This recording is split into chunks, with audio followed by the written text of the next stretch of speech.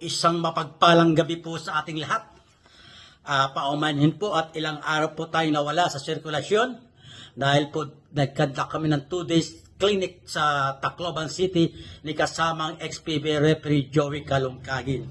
Kaya nga po, shout out po sa mga taga-Baricom Incorporated, Tacloban City, Region 8, sa pamumuno po ni Andy Baines, siya po ang founder, kay presidente nila si Nene Condalor, kay Gerald Pasencia, kay Benny Monti Alegre, kay Edgar Maraya, ang kanilang treasurer, kay Lino Alminario, kay Junjun Jr., at kay David Sunon.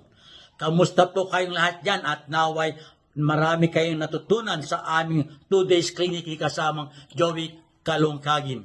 Ganito din po, batiin po natin na maligayang kaarawan ngayong araw na ito, araw ng Linggo, March 9, sa mga sumusunod, kay Albert Ropal, kay Nas Aden, kay Roel Sarmiento, J.R. De La Cruz, Glenn Sabandal, Mario Coronel, at kay Marlon Leonero ng Barangay 702 na isa pong magaling na manlalaro noong panahon namin.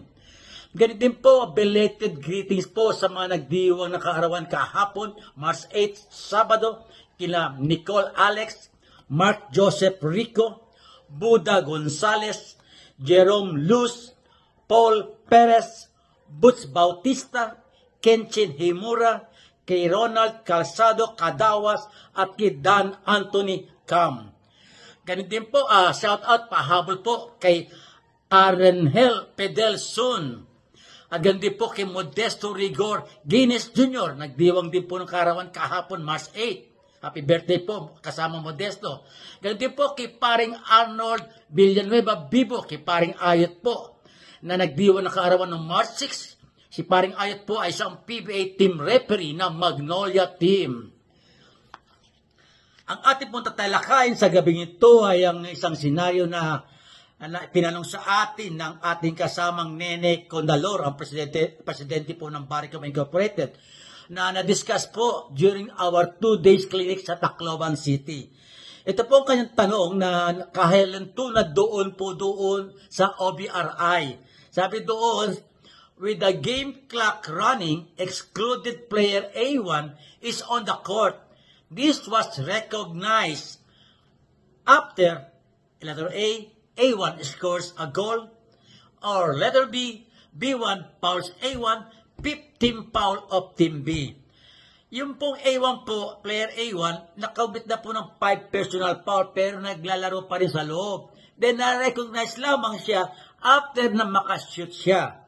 Yung letter A. At yung letter B, yung B1, na-foul pa siya. So, ano po ang interpretation? Unahin po natin ang interpretation sa letter A, yung A1 scores a goal. Ang sabi sa interpretation, A1 goals shall count. Babasket po natin.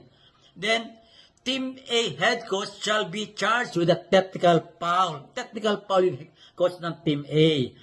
Since may technical foul, 1 free throw for any Team B player as designated by the head coach with no line-up. Then, after that, Team B shall have a throw-in at the team's end line. Bola na po ng Team A dahil sila po ang entitled for the ball. Yan po ang interpretation sa letter A. Let's go sa letter B. Interpretation sa B1 fouls A1, 15 foul ng Team B. Ano po ang interpretation?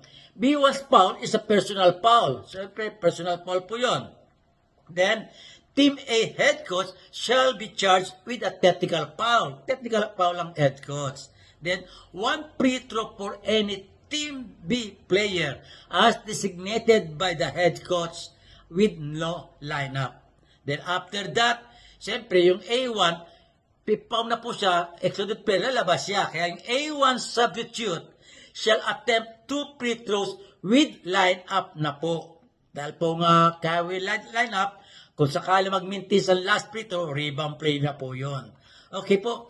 Kasi yun po ayon sa OBRI 36/8 statement, ang sabi po doon, whatever occurred during the period between the illegal participation and the game being stopped when the illegal participation is recognized shall remain valid. So lahat po na nangyari doon, power, violation, whatever, valid po lahat kasi score ng A1.